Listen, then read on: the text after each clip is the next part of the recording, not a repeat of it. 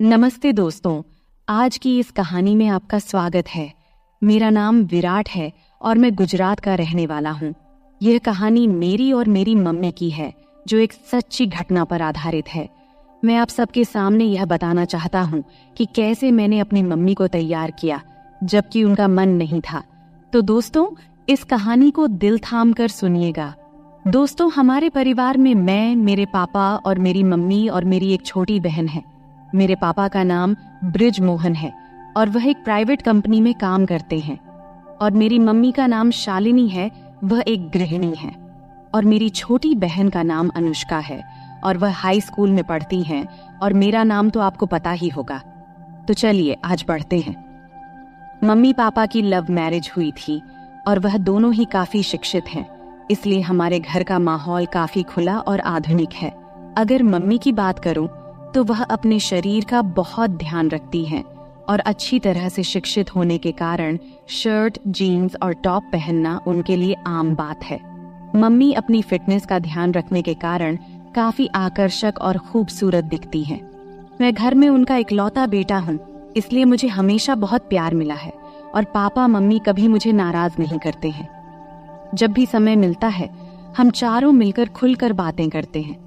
तो ये कहानी शुरू होती है जब मैं कॉलेज में था।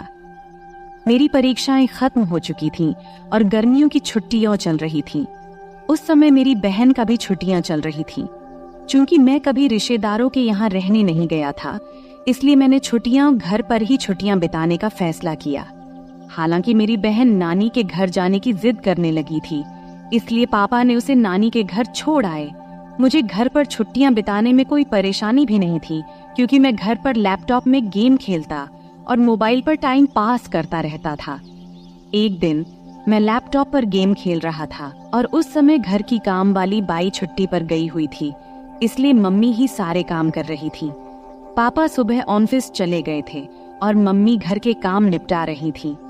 उन्होंने उस दिन राजस्थानी ड्रेस पहना हुआ था और चूंकि वे घर पर ही थीं, इसलिए उन्होंने दुपट्टा नहीं लिया था। इस समय मम्मी मेरे कमरे में आई और झाड़ू लगाने लगी। मैं बेड पर बैठा गेम खेल रहा था।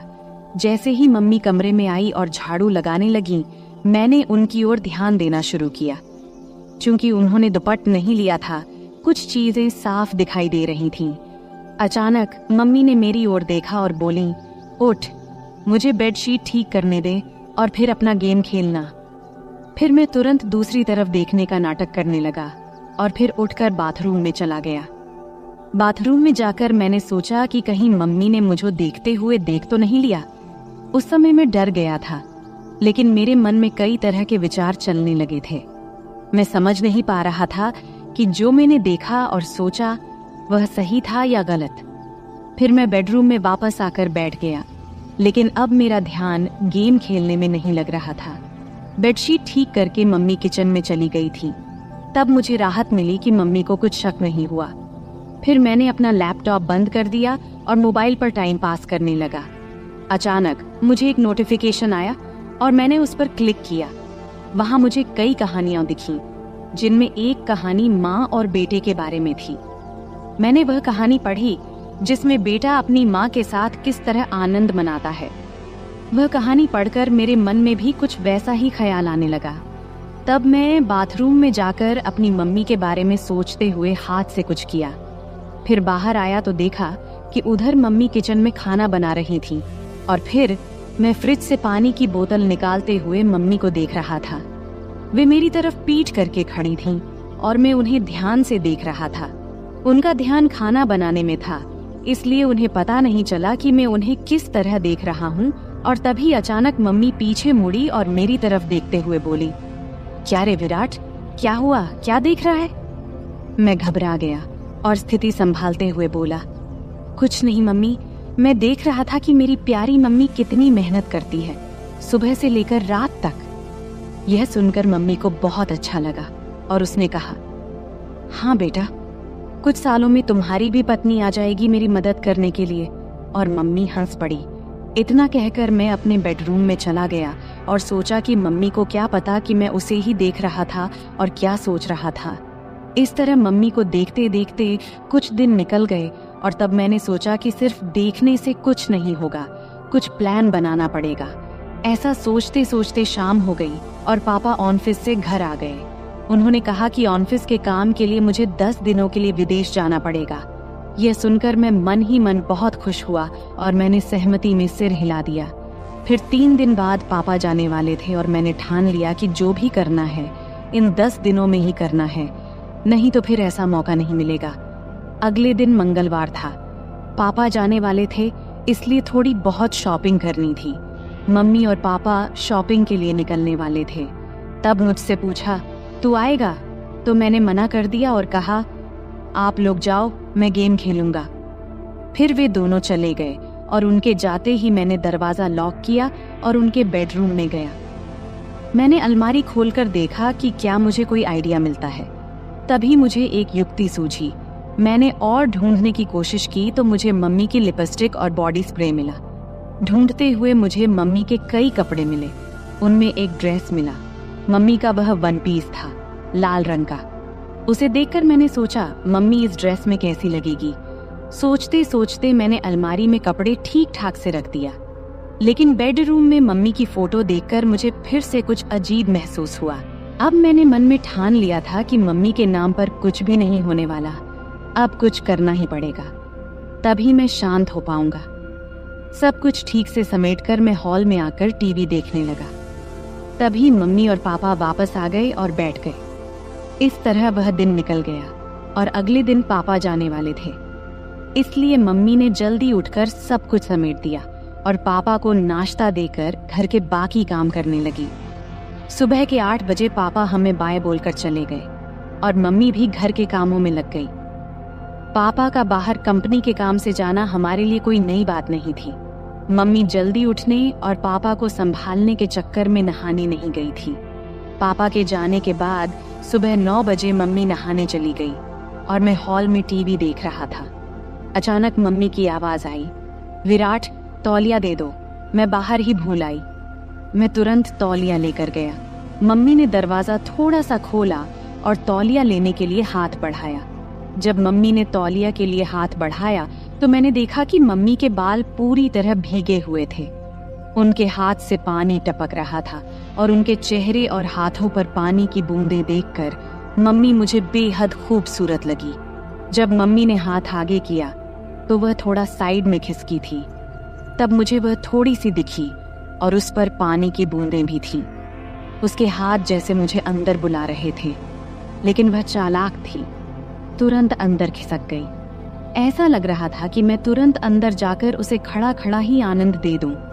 वैसे भी पापा घर पर नहीं थे, लेकिन मैंने खुद पर काबू किया और हॉल में आकर बैठ गया। फिर 5 मिनट बाद मम्मी तौलिया लपेटे हुए हॉल में आई और टीवी के पास लगे शीशे के सामने खड़ी होकर हेयर ड्रायर से बाल सुखाने लगी। मैं और भी ज्यादा परेशान हो गया और उसे पीछे से देखने लगा। जब जब मम्मी अपने बालों में हाथ डालकर हेयर ड्रायर से बाल सुखा रही थी, उसके लिए यह सब नॉर्मल था। लेकिन उसे क्या पता था कि पीछे सोफे पर बैठा लड़का उसे आनंद देने के लिए पागल हो रहा है और उसे पीछे से देख रहा है। मैंने मन में विचार किया कि आज से ही कोशिश करनी चाहिए और मैंने बिना समय गवाए बोला, मम्मी, तू हमेशा साड़ी और राजस्थानी ड्रेस ही पहनती है घर में? तब मम्मी बोली, क्यों रे बेटा, ऐसा क्या है? मुझे जो सही लगता है वो पहनती हूँ। तुम्हें ऐसा क्यों लगता है कि कुछ और पहनना चाहिए? तब मैंने कहा, कुछ नहीं मम्मी, कल जब तूने जीन्स और टॉप पहना था तो बस यूं ही कह रहा था। तब मम्मी बोली, अरे पागल, घर में कौन जीन्स और टॉप पहनता है? बाहर जाना हो तभी पहनूंगी ना। फिर मैंने कहा, ऐसा नहीं है मम्मी, जब तू साड़ी और राजस्थानी ड्रेस पहनती है तो थोड़ा उम्र दराज लगती है, इसलिए बोला। फिर मम्मी ने जवाब दिया कि अब जवान दिखकर क्या करना है, जिससे प्यार किया उसे शादी कर ली, और अब तुझ जैसा आलसी बेटा और अनुष्का जैसी खूबसूरत बेटी है, फिर और क्या चाहिए। इतना कहकर मम्मी जोर से हंसी और बेडरूम में कपड़े पहनने चली गई। मैं भी हंस पड़ा और टीवी देखने लगा। थोड़ी देर बाद मम्मी बाहर आई कपड़े बदल कर।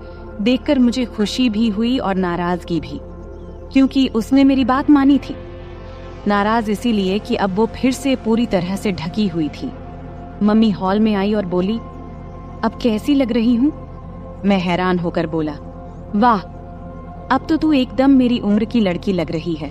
मम्मी बोली, अरे बुद्धू, तेरे और मेरे बीच 18 साल का अंतर है और कैसे मैं तेरी उम्र की लग सकती हूँ। अब मुझे समझ नहीं आ रहा था कि क्या कहूँ, लेकिन कुछ तो कहना था, इसलिए मैंने कहा, अरे मम्मी, हमारा और तेरा उम्र का अंतर हमें पता है, लेकिन बाहर किसी को थोड़ी पता है। अगर हम दोनों बाहर घूमने गए तो लोग सोचेंगे कि हम गर्लफ्रेंड बॉयफ्रेंड हैं। इतना कहकर मैं जानबूझकर रुक गया और मम्मी की प्रतिक्रिया देखने लगा। तभी मम्मी ने बिना समय गवाए उत्सुकता से पूछा, अच्छा और क्या, बोलना बेटा। अब आगे मैंने कुछ नहीं बोला, बस इतना कहा कि छोड़ो मम्मी, तुम्हें गुस्सा आ जाएगा। तब मम्मी बोली, मुझे कभी तुझ पर गुस्सा आया है क्या? और तुझे भी पता है कि मेरा बेटा कभी गलत नहीं करता, तो मुझे गुस्सा क्यों आएगा? अब जल्दी बोल, क्या कहने वाला था? तब मैंने कहा कि अगर हम साथ में बाहर कहीं घूमेंगे गए तो लोग हमें गर्लफ्रेंड बॉयफ्रेंड समझेंगे, लेकिन तुम्हारे गले में मंगलसूत्र देखकर वे हमें पति पत्नी भी समझेंगे। ये सुनकर मम्मी जोर जोर से हंसने लगी। फिर मम्मी बोली, अरे बाप रे, इतनी छोटी सी बात के लिए मुझे क्यों गुस्सा आएगा? और फिर से मम्मी हंसने लगी। तब मैंने उनसे कहा, हंसो मत मम्मी। इतना कहकर मम्मी ने मुझे चिढ़ाने के लिए फिर से हंसना शुरू कर दिया और मैंने मम्मी की तरफ दौड़ लगाई, मजाक में मारने के लिए। मम्मी तब भागकर किचन में चली गई और हंसती रही। फिर मैं हॉल में बैठकर सोचने लगा कि चलो, शुरुआत तो हो गई है, लेकिन अभी बहुत काम बाकी है और वो भी उतना ही मुश्किल। मम्मी बहुत संस्कारी है और मैंने कभी उसे ऐसा महसूस नहीं किया कि उसे इस तरह की किसी चीज की कमी महसूस हो रही हो। मम्मी और पापा की लव मैरिज होने की वजह से खुशी तो उनमें पहले से ही है। जरूरत तो मुझे थी और मुझे वो जरूरत किसी भी हाल में पूरी करनी थी, वो भी मम्मी से। फिर थोड़ी देर बाद मैंने फिर से कोशिश शुरू की। मम्मी किचन में काम कर रही थी। मैं वहां गया और कहा, मम्मी, तुम्हें रोज रोज ये काम करते करते बोर नहीं होता क्या? तब मम्मी ने कहा, नहीं बेटा, जब हमारी काम वाली बाई आती है तब मुझे आराम मिलता है। तब मैंने कहा, माँ, अभी तो छुट्टियां शुरू ही हुई हैं और मुझे बहुत बोरियत फील हो रही है। तब मम्मी ने बोला, तो क्या करें, कहाँ चलें घूमने? हम दोनों ही हैं घर में अब। मैंने कहा, हाँ चलेंगे मम्मी, लेकिन पापा के आने के बाद। तब मम्मी बोली, तब तक क्या करेगा? मैंने बोला, मुझे एक गेम पता है, अगर तुम्हें कोई दिक्कत न हो तो खेलते हैं घर में। मम्मी ने कहा, मुझे लैपटॉप पर गेम्स खेलने में कोई दिलचस्पी नहीं है, कुछ और बताओ। फिर मैंने कहा, अरे मेरी प्यारी मम्मी, लैपटॉप पर नहीं, बस ऐसे ही हम दोनों खेलेंगे। तब मम्मी बोली, अच्छा ठीक है, कौन सा गेम है? मैंने बोला, मम्मी, ट्रूथ और डेयर। तब मम्मी बोली, अच्छा वो गेम ठीक है, खेलते हैं, लेकिन पहले मुझे घर के काम खत्म करने दे, फिर खेलेंगे। तब मैंने कहा, ठीक है मम्मी, तब तक मैं अपने बेडरूम में जाता हूँ, जब तुम्हारा काम खत्म हो जाए तो बेडरूम में आ जाना। ये कहकर मैंने उसे पीछे से गले लगा लिया और गाल पर एक किस किया और फिर बेडरूम में जाकर बैठ गया। मैं बेडरूम में बैठकर सोचने लगा कि मम्मी तैयार तो हो गई है, लेकिन क्या पूछूं जिससे उसे गुस्सा न आए और मेरा काम भी हो जाए। थोड़ी देर बाद मम्मी बेडरूम में आई और मेरे सामने बैठ गई। फिर मम्मी बोली, अब बोल, क्या खेलना है? तब मैंने बोला, मम्मी तुम्हें तो पता ही ट्रूथ और डेयर का खेल, अब मुझे बताओ कि गेम की शुरुआत तुम करोगी या मैं? तब मम्मी ने कहा, तुम ही करो शुरुआत। फिर मैंने मम्मी से पूछा, आपको ट्रुथ चाहिए या डेयर? तब मम्मी बोली, ट्रुथ। फिर मैंने सवाल पूछा, तुम्हारा शादी से पहले कोई बॉयफ्रेंड था? मेरा सवाल सुनते ही मम्मी बोली, ये कैसा सवाल है विराट? तब मैंने कहा, यही मेरा सवाल है और आपने ही तो ट्रुथ चुना है, तो अब बताओ। फिर मम्मी बोली, हाँ मेरा बॉयफ्रेंड था और वह तुम्हारे पापा ही है। इसके बाद मैं मम्मी से बोला, अब आप मुझसे पूछो, मेरा भी ट्रुथ है। तब मम्मी ने थोड़ा सोचा और फिर मुझसे सवाल पूछा। मम्मी बोली, तुम्हारी कोई गर्लफ्रेंड है? तब मैंने हाँ में जवाब दिया और कहाँ हाँ है, वह मेरे सामने ही बैठी है। मेरा जवाब सुनते ही मम्मी थोड़े गुस्से में बोली, अरे बेटा, ऐसा बोलना गलत है। मैं तुम्हारी मम्मी हूँ। शुरू में ही मेरा आत्मविश्वास थोड़ा कम हो गया, क्योंकि मम्मी को ऐसे गेम्स में कोई इंटरेस्ट नहीं था और वह संस्कारी थी। लेकिन मैं हार मानने को तैयार नहीं था। तभी मैंने कहा, अरे मम्मी, मजाक में बोला था, आप तुरंत क्यों गुस्सा हो जाती हो? तब मम्मी प्यार भरी मुस्कान के साथ हंस पड़ी और सिर हिला दिया। इसके बाद फिर मैं मम्मी से पूछा, अब आपको क्या चाहिए, ट्रुथ या डेयर? तो फिर से मम्मी ने ट्रुथ बोला। तब मैं उनसे सवाल किया, शादी से पहले क्या आपने कभी आनंद लिया या कोई खेल खेला है? तब मम्मी गुस्से में बोली, विराट, ये ज्यादा हो रहा है। मुझे नहीं लगता कि तुम्हें ऐसे सवाल पूछने चाहिए। अब हमें यहीं रखना चाहिए। इस पर मैं कहा, अरे मम्मी, हम अच्छे दोस्त हैं और मुझे नहीं लगता कि तुम मुझसे कुछ छुपा सकती हो। अगर तुम मुझसे प्यार करती हो और मुझ पर विश्वास है तो। फिर मम्मी बोली, लेकिन बेटा, तुम मेरे बेटे हो और ये बातें सही नहीं है। तब मैंने उनसे कहा, मम्मी, तुम तो बहुत पढ़ी लिखी हो, फिर भी तुम्हें ये बातें गलत लगती हैं। ये वही बातें हैं जो हमें फर्स्ट साइंस में सिखाई जाती हैं। तब मम्मी बोली, ये साइंस में नहीं सिखाई जाती बेटा। तब मैंने कहा, नहीं सिखाई जाती तो फिर मुझे इन चीजों के बारे में कुछ भी पता नहीं होना चाहिए। इसके बाद मम्मी बोली, तुम्हें हर चीज जानने का पूरा हक है, लेकिन ध्यान रखो कि तुम किससे पूछ रहे हो। तुम मुझसे यानी अपनी माँ से ये सब पूछ रहे हो। तब मैंने कहा, मम्मी, तुम्हें भी पता है कि मेरे कोई और दोस्त या गर्लफ्रेंड नहीं है, तो मैं किससे पूछूं? तुम ही हो जिससे मैं हर बात करता हूँ। तब मम्मी को थोड़ा बुरा लगा, क्योंकि बचपन से ही मैं ज्यादा बाहर नहीं गया था और इसलिए मेरे ज्यादा दोस्त भी नहीं थे। उसे समझ में आ गया कि मैं नहीं मानूंगा, तो वह बात करने के लिए तैयार हो गई। तब मम्मी बोली, हाँ, हमने कई बार वैसे किया है और एक बार आनंद भी लिया था। तब मैंने कहा, मम्मी, इतनी छोटी सी बात के लिए कितना समय लिया? इस पर मम्मी बोली, अब तो खुश हो ना? फिर मम्मी थोड़ी मुस्कुराई और बोली, अब तुम बताओ, तुम्हें क्या चाहिए, ट्रुथ या डेयर? तब मैंने उनसे कहा, डेयर। इसके बाद मम्मी ने सवाल किया, क्या तुमने कभी किसी को किस किया है? तब मैंने कहा, नहीं, लेकिन अगर कोई लड़की तुम्हारी तरह दिखने वाली और तुम्हारे जैसी मिली तो जरूर करूंगा। इस पर मम्मी बोली, क्या? अभी तो तुम कह रहे थे कि मैं तुम्हारी गर्लफ्रेंड हूँ और अब फिर कह रहे हो कि अगर कोई और मिली तो करोगे। इतना सुनते ही मैंने बोला, तो क्या तुम्हें किस करूं? तब मम्मी बोली, हाँ, लेकिन गाल पर। मैंने कहा, नहीं, मुझे कहीं और चाहिए। अब मम्मी बहुत गुस्सा हो गई थी और मुझे डांटने लगी, लेकिन फिर भी मैंने हार नहीं मानी, क्योंकि मुझे पता था कि अगर अब रुक गया तो फिर कभी मम्मी से बात नहीं कर पाऊंगा। किसी तरह मम्मी को शांत किया और गेम फिर से शुरू किया। मैंने कहा, ठीक है मम्मी, गाल ही सही, अब मैं करूं? तब मम्मी बोल, हाँ, जल्दी करो। तब मैंने मम्मी के पास गया और कुछ देर देखता ही रहा। फिर मैंने वह किया जो मुझे नहीं करना चाहिए था। फिर धीरे धीरे मम्मी को तैयार करके मैंने मजा लेना शुरू कर दिया। अभी थोड़ा सा लिया था, तभी मम्मी ने मुझे रोकने की कोशिश की। तब मैंने महसूस किया कि मैं अपनी हदें पार कर रहा हूँ। इस समय मम्मी की आंखों में नाराजगी और चिंता साफ झलक रही थी। उन्होंने मुझे प्यार से समझाते हुए कहा, विराट, ये सब बातें एक मजाक तक ठीक हैं, लेकिन माँ बेटे के रिश्ते की एक मर्यादा होती है, हमें उसे पार नहीं करना चाहिए। मैंने मम्मी की बात को गंभीरता से लिया। मुझे भी एहसास हुआ कि मम्मी का दिल दुखाना गलत था।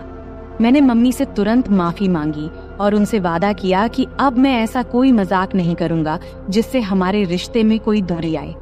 मम्मी ने मेरी माफी को स्वीकार करते हुए मुझे गले लगा लिया और कहा, बेटा, मैं हमेशा तुम्हारी दोस्त रहूंगी, लेकिन हमें यह भी याद रखना चाहिए कि हमारे रिश्ते की कुछ सीमाएं होती हैं। तब मैंने मम्मी से कहा, हाँ मम्मी, अब मैं समझ गया हूँ, मैं आपको कभी दुखी नहीं करूंगा। इसके बाद हम दोनों ने हंसते हुए फिर से सामान्य बातचीत शुरू की। अब मम्मी ने मुझे मेरे दोस्तों के साथ अधिक समय बिताने की सलाह दी और कहा कि जीवन में रिश्तों की मर्यादा और सम्मान बनाए रखना बेहद जरूरी है। इस बातचीत ने मुझे यह सिखाया कि मजाक की भी एक सीमा होती है और रिश्तों में आपसी समझ और सम्मान होना चाहिए। अंत में हम दोनों ने एक दूसरे के साथ हंसते हुए खेल खत्म किया और यह वादा किया कि हमारे बीच दोस्ती और प्यार हमेशा बना रहेगा, लेकिन रिश्तों की मर्यादा को भी कभी नहीं भूलेंगे। तो दोस्तों, यह थी हमारी आज की छोटी सी कहानी। आपको यह कहानी कैसी लगी कमेंट करके जरूर बताएं। अगर आपको यह कहानी पसंद आई हो तो इसे लाइक करें और अपने दोस्तों के साथ शेयर करें। आगे भी ऐसी ही रोमांचक कहानियों के लिए हमारे चैनल को सब्सक्राइब करें और बेल आइकन दबाना न भूलें ताकि आप हमारी कोई भी कहानी मिस न करें। धन्यवाद।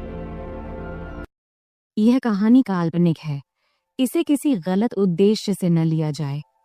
अरे, मैं तुमसे कुछ पूछ रही हूँ बेटा, तुम्हारा ध्यान कहाँ है? नीचे बैठकर सब्जी काटते हुए माँ बोली। तब मेरा ध्यान कहीं और था। फिर झट से ध्यान भटकाते हुए बोला, क्या कह रही थी माँ? तब दोबारा से माँ ने कहा, मैं ये कह रही थी कि आजकल तुम्हारा काम बहुत बढ़ गया है, ऐसा लगता है। मैंने जवाब देते हुए कहा, हाँ माँ, काम तो बहुत बढ़ गया है, अब तो समय ही नहीं मिलता, इसलिए अभी मैं ग्राहकों की डिमांड पूरी करने में लगा हूँ।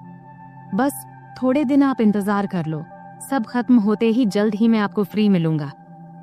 नमस्ते दोस्तों, आज की इस कहानी में आपका स्वागत है। मेरा नाम अभय है और आज मैं आपको अपनी और अपने माँ की कहानी सुनाने वाला हूँ। मेरे माता पिता का तलाक उनकी शादी के 5वें साल में ही हो गया था। उस समय मेरी उम्र सिर्फ 4 साल थी और मेरी माँ 24 साल की थी। तब मेरे नाना ने मेरी माँ से उनकी दूसरी शादी के लिए कहा, लेकिन तब माँ ने साफ साफ शादी से मना कर दिया था। तब कोर्ट के फैसले के अनुसार पापा हर महीने 40,000 रुपए और रहने के लिए एक घर दिए थे, जिससे हमारी सारी जरूरतें पूरी हो जाती थीं। तब हम एक सोसाइटी में एक बेडरूम और एक किचन के फ्लैट में रहते थे। तब घर में सिर्फ मैं और माँ ही थे, इसलिए हम दोनों एक दूसरे से ही बातें किया करते थे। मेरी माँ का स्वभाव थोड़ा सख्त था, लेकिन हम दोनों एक दूसरे का ख्याल अच्छे से रखते थे। अब मेरी उम्र 28 साल है और मेरी माँ 48 साल की है। मैंने ग्रेजुएशन के बाद फैशन डिजाइनिंग का कोर्स किया था और एक बड़े डिजाइनर के साथ काम करना शुरू किया। वहां से बहुत कुछ सीखने के बाद मैंने अपना खुद का सिलाई की दुकान खोला, जो धीरे धीरे अच्छा चलने लगा। अब मेरे पास बस टेलर काम करते हैं। एक दिन सुबह माँ सब्जी काट रही थी, तब उन्होंने मुझसे पूछा, अभय, तुम किस तरह के कपड़े बनाते हो? मैंने कहा, लेडीज के सभी तरह के कपड़े। क्यों माँ, क्यों पूछ रही हो? उन्होंने कहा, ऐसे ही रे। फिर माँ ने पूछा, साड़ियाँ, ब्लाउज, साया, घाघरा चोली, ये सब भी बनाते हो क्या? मैंने कहा, हाँ माँ, सब बनाते हैं। फिर माँ ने कहा, तब तो तुम्हारे सिलाई की दुकान में रोजाना बहुत सारे महिलाएं आती होंगी।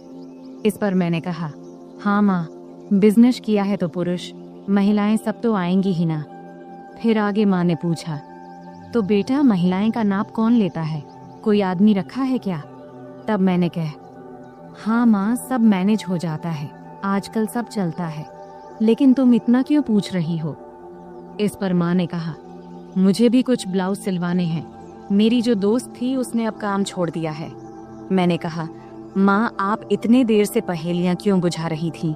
अगर आपको ब्लाउज बनवाना है तो इसमें दिक्कत क्या है? तुम अपना पुराना ब्लाउज दे दो, मैं टेलर को दे दूंगा, वह बना देगा, फिर लाकर तुम्हें दे दूंगा।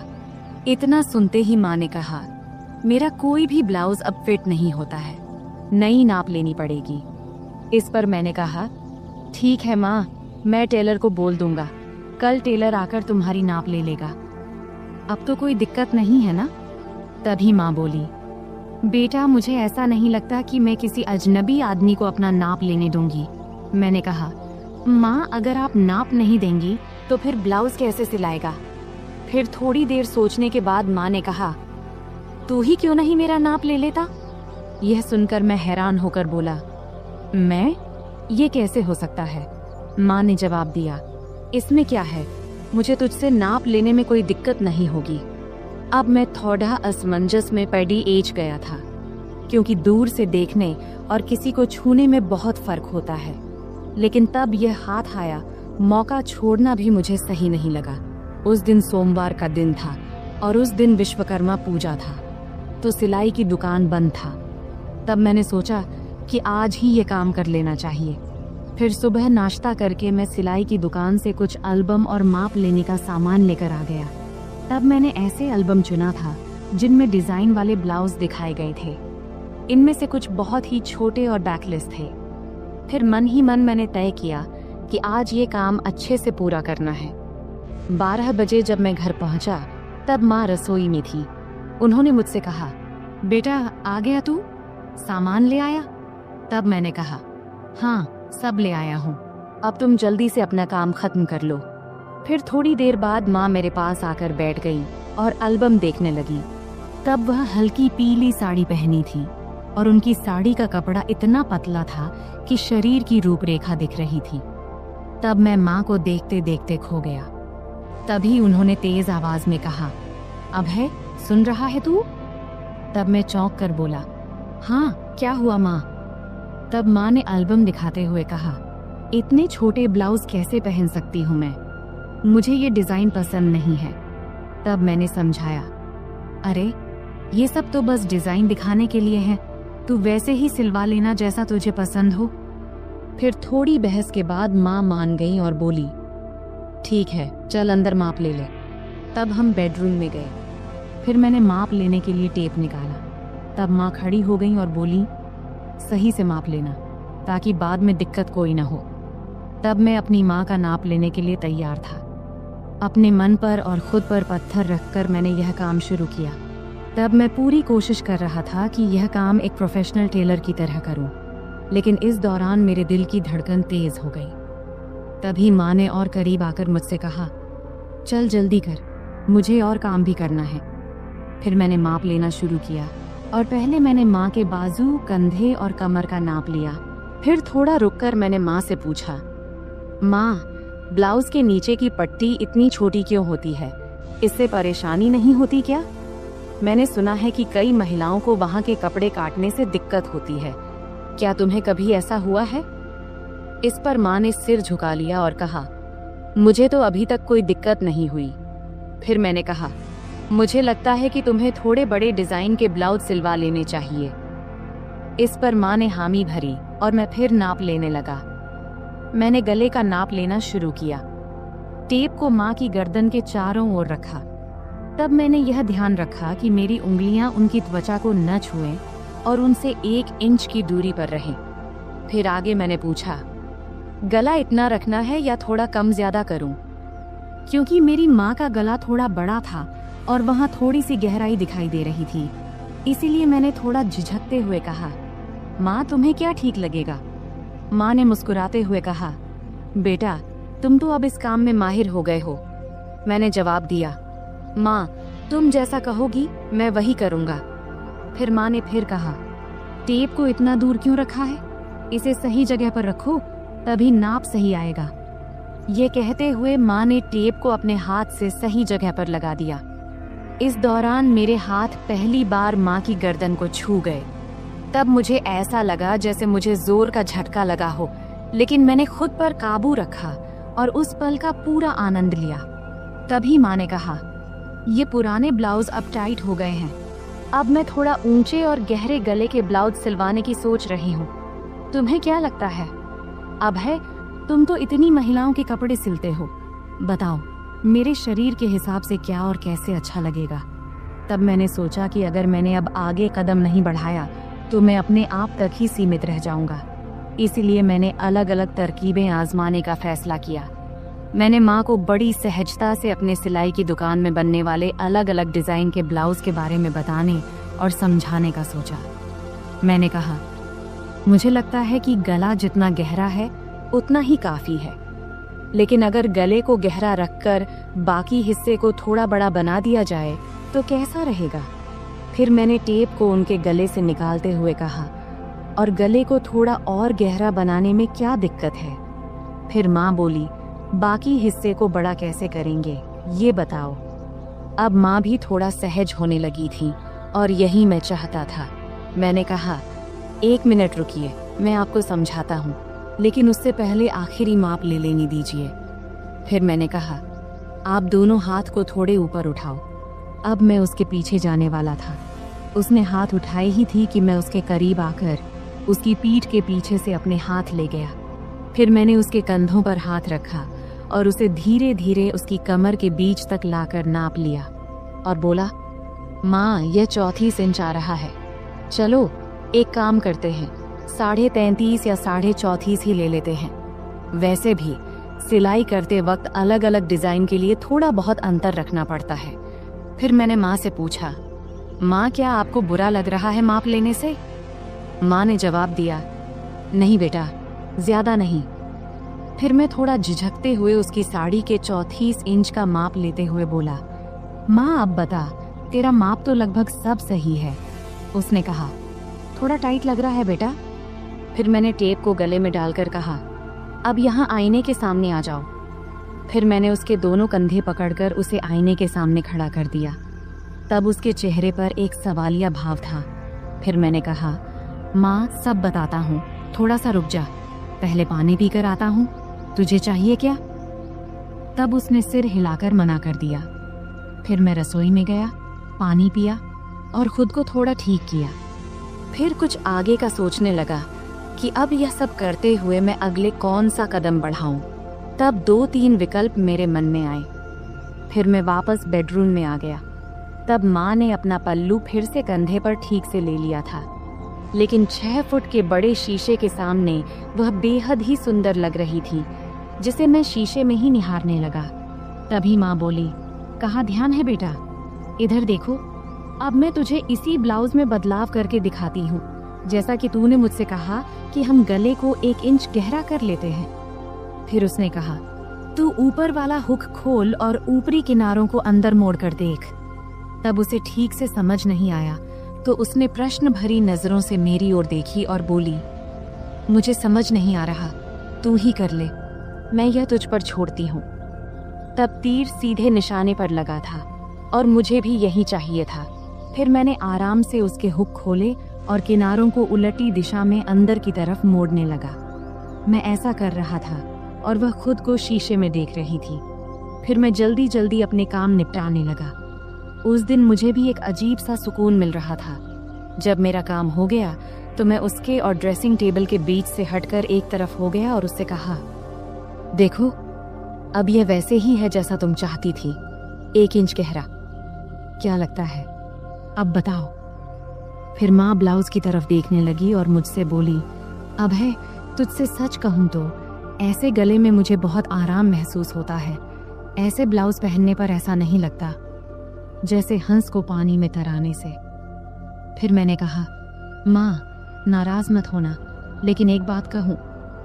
अब मैं अगला कदम उठाकर उसे और सहज करने की कोशिश करना चाहता था। तब माँ मुस्कुराते हुए बोली, नहीं रे अभय, मैं तुझसे कैसे नाराज हो सकती हूँ, बोलना जो बोलना है। तब मैंने सावधानी से कहा, इतने गहरे गले वाले ब्लाउज से सब कुछ बहुत ज्यादा नजर आता है और यह थोड़ा अजीब भी लगता है। यह सुनते ही माँ ने अपने ब्लाउज की 3 इंच अंदर की तरफ मोड़ी और हंसते हुए बोली, मुझे कौन देखने वाला है अभय, घर पर तो हम दोनों ही रहते हैं और बाहर मुझे बहुत कम ही जाना पड़ता है। वैसे भी तुम्हारे सामने मुझे कोई दिक्कत नहीं होती। मैंने कहा, माँ, मुझे यह जरूरी लगा कि आपको बता दूं, फिर आप जैसा बोलोगी वैसा ही होगा। इस पर माँ मुस्कुराई और बोली, ठीक है बाबा, अब तुम करो। फिर मैंने कहा, मैं तुम्हें वैसे ही ब्लाउज दिखाता हूँ जैसा मैं बता रहा था। उसके बाद मैं उसके एकदम सामने गया। जैसे ही मैं उसके पास गया, वह थोड़ा आगे बढ़ी। फिर मैंने ब्लाउज का हुक वापस लगाने के लिए ब्लाउज को ठीक करना शुरू किया। फिर फोटो लेने के बाद मैंने उसे वापस सही से पहना दिया। फिर मैंने उसके दोनों कंधों के पास से ब्लाउज के किनारे पकड़ा और हल्का सा खींचा ताकि उसके कंधे साफ नजर आएं। ब्लाउज अब ढीला हो गया था और उसके कंधे लगभग उघड़ गए थे। इसके बाद मैंने नीचे से दोनों तरफ अपनी 2 उंगलियां अंदर डालीं और वह सहजता से ब्लाउज के अंदर चली गई। तब उसने मेरी तरफ देखकर कहा, क्या कर रहे हो बेटा, मुझे कुछ समझ नहीं आ रहा, बस 1 मिनट रुको माँ। मैंने सिर हिलाते हुए कहा और फिर अपने काम में लग गया। अब मैंने उसके ब्लाउज के नीचे की किनारी पकड़ा और उसे थोड़ा नीचे खींचा। फिर मैंने उसके ब्लाउज के नीचे के दोनों हुक खोल दिए अब उसकी गर्दन की कटिंग थोड़ी दिख रही थी। अब सारा काम खत्म करने के बाद मैं थोड़ा पीछे हटकर उसे एक बार देखा और फिर किनारे हो गया। अब उसका गला बड़ा हो गया था, लेकिन ज्यादा गहरा नहीं था। तब मैंने नोटिस किया कि उसकी चेहरे पर संतोष नहीं दिख रहा था। शायद उसे और गहरे गले वाला चाहिए था। इसलिए मैंने पूछा, क्या हुआ माँ, ऐसा ठीक नहीं लग रहा क्या? तब माँ ने हाथ रखते हुए शरारती अंदाज में हंसते हुए बोली, नहीं रे, मुझे गहरा गला अच्छा लगता है, नहीं तो ऐसा लगता है जैसे किसी ने कसकर बांध दिया हो। तब उसकी बात सुनकर मुझे ऐसा लगा जैसे मुझे 440 वोल्ट का झटका लगा हो।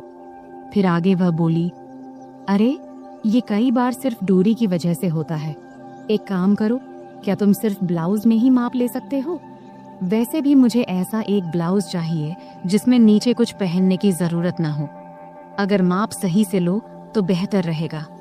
मैंने कहा, हाँ माँ, यह सही भी रहेगा, लेकिन बाकी ब्लाउज के लिए तो नीचे पहनना जरूरी होगा, नहीं तो वे टाइट हो जाएंगे। तब माँ ने सिर हिलाते हुए कहा, ठीक है, तुम यहीं रुको, मैं आती हूँ। फिर वह बाथरूम में चली गई और दरवाजा थोड़ा सा खुला ही छोड़ दिया। तब मन में ख्याल आया कि दरवाजे के पीछे से झांकूं, लेकिन मैंने संयम बनाए रखा, क्योंकि मैंने तय किया था कि धीरे धीरे माँ को अपने सामने सहज बनाना है। फिर 5 मिनट बाद माँ बाहर आई और मेरे सामने आकर खड़ी हो गई। तब एक पल के लिए मैंने उसकी ओर देखा और देखकर हैरान रह गया, लेकिन मैंने कोई प्रतिक्रिया नहीं दिया और अपने काम में लग गया। फिर मैंने कहा, माँ, अब हम सिर्फ तुम्हारी पीठ का ही माप लेंगे, क्योंकि फर्क वहीं से पता चलेगा। तब माँ ने हल्के से मुस्कुराते हुए पूछा, क्या रे, तुम लोग सिलाई की दुकान में भी औरतों को ऐसे ही कपड़े उतरवाने को कहते हो क्या? फिर आगे माँ ने अपना हाथ मेरे कंधे पर रखते हुए और शरारती अंदाज में हंसते हुए बोली, तुम्हारी तो मौज है बेटा, इतनी सारी औरतों को संभालने का काम मिलता है। इस पर मैंने जवाब दिया, माँ, मजा कैसा? मैं तो अब कुछ खास औरतों को छोड़कर माप लेना बंद कर चुका हूँ। अच्छा, और ये क्यों? माँ ने पूछा। इस पर मैंने जवाब दिया, माँ, कुछ औरतें जो बड़े घरों की होती हैं या जो हमारी शुरुआती कस्टमर थीं, वे मेरे कारीगरों को माप नहीं लेने देती, इसलिए मुझे खुद ही लेना पड़ता है, तुझे लेना पड़ता है। यह कहती हुई माँ पलंग पर बिना आंचल के बैठ गई और फिर बोली, बेटा, तुम्हारी तो मन मोह लेती होगी इन औरतों ने। मैंने मुस्कुराते हुए कहा, नहीं माँ, मैं तो बिल्कुल प्रोफेशनल तरीके से काम करता हूँ। फिर माँ ने शरारती मुस्कान के साथ पूछा, लेकिन फिर भी तुम्हें उनका स्पर्श तो होता होगा ना, है कि नहीं? सच बता। इस पर मैं थोड़ा शर्माते हुए बोला, हाँ, होता है, लेकिन वे कुछ नहीं कहती, क्योंकि उन्हें मेरे सामने सुरक्षित महसूस होता है। फिर माँ ने हंसते हुए कहा, मेरा बेटा कितना समझदार है। ये कहते हुए उसने मुझे गले लगा लिया। इतनी ठंडी रात में उसके गले लगाने से उसकी गर्माहट मुझे महसूस होने लगी। फिर थोड़ा पांव खींचते हुए माँ ने पूछा, बेटा, तुमने ये सब बातें कहाँ से सीखी? मैंने कहा, माँ, इन औरतों से ही। वे इतने अलग अलग शब्द बोलती हैं कि क्या बताऊं। फिर माँ ने मजाक करते हुए कहा, अच्छा बेटा, तुम मुझे भी कुछ बताओ। तब मैंने कहा, नहीं माँ, तुम हंसोगी और कहोगी कि ये सब मुझे कैसे पता। माँ बोली, नहीं बेटा, मैं समझती हूँ कि तुम अब बड़े हो गए हो, लेकिन मुझे यह भी समझना है कि तुम्हें क्या पता है और क्या नहीं। फिर मैंने हिम्मत जुटाकर माँ से कुछ बातें साझा किया। तब माँ ने आत्मविश्वास से कहा, अरे बाबा, तुम्हें तो सब पता है। फिर मैंने हंसते हुए कहा, चलो छोड़ो ये सब, अब तुम्हारा नया डिजाइन वाला ब्लाउज लेकर आता हूँ। फिर मैंने उठते हुए पूछा, हाथ लगाऊं तो चलेगा ना? तब माँ ने खुद को सभ्य दिखाने की कोशिश करते हुए कहा, अरे हाँ बेटा, मुझे तुम पर पूरा भरोसा है। और क्या तुमने इतना जल्दी सब कुछ फिट कर लिया? फिर माँ ने थोड़े जोर से हंसते हुए कहा, बेटा देख ले, कहीं कुछ और लगाना बाकी तो नहीं है। तब उसके इस मजाक से मैं शर्म से लाल हो गया। अब वह पल भी आ गया था जिसका इंतजार था। फिर मैंने माँ को ड्रेसिंग टेबल के सामने खड़ा किया और खुद उसके पास जाकर खड़ा हो गया। फिर मैंने अपने दोनों हाथ नीचे लाते हुए कहा, देखो ये कितनी नीचे तक जा रहा है, इसका कारण इसका माप है। यह कहते हुए मैंने अपने दोनों हाथ उसके ब्लाउज के किनारे पर रख दिया तब मेरी धड़कन एकदम से तेज हो गई थी और हाथ भी हल्के से कांप रहे थे। मेरी माँ अभी भी उतनी ही क्यूट लग रही थी, भले ही वह थोड़ी बड़ी हो गई थी। फिर माँ ने अपना हाथ मेरे हाथ पर रखते हुए हल्का सा हिलाते हुए कहा, अभय, सच कहूँ तो मुझे इसमें कोई दिक्कत नहीं है। मैं इसे ब्लाउज पहनने को तैयार हूँ, लेकिन मेरी एक ही शर्त है, गला जितना गहरा हो सके उतना चलेगा।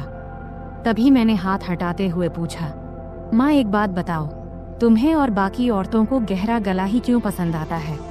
नॉर्मल गला भी तो अच्छा लगता है। इस पर माँ ने मुस्कुराते हुए बोली, अरे बेटा, मुझे तो ये घर में ही पहनने हैं। घर में तो कोई दिक्कत नहीं है, इससे थोड़ा आरामदायक लगता है और गर्मी भी नहीं लगती। फिर माँ बोली, बेटा तुम एक बात बताओ, अगर गला बहुत गहरा हुआ तो पट्टी दिखेगी क्या? मैंने जवाब दिया, हाँ जरूर दिखेगी, लेकिन अगर गर्मी लगती है तो आल घर में सिर्फ गाउन क्यों नहीं पहनती? खैर कुछ ना पहनोगी तब भी चलेगा, मैं तुम्हारे लिए एक सुंदर स्लीवलेस गाउन सिलवा देता हूँ। तब माँ ने अपना नाक सिकोड़ते हुए कहा, गाउन और वह भी स्लीवलेस? मुझे पसंद नहीं है। तब मैंने समझाते हुए कहा, अरे घर में तो कोई दिक्कत नहीं है, वैसे गर्मी में पेटीकोट भी नहीं पहनोगी तो और आरामदायक लगेगा। चलो एक काम करते हैं, एक ऐसा गाउन सिलवा कर देख लो, बस एक बार पहन कर देखना, अगर अच्छा लगे तो ठीक, वरना मत पहनना।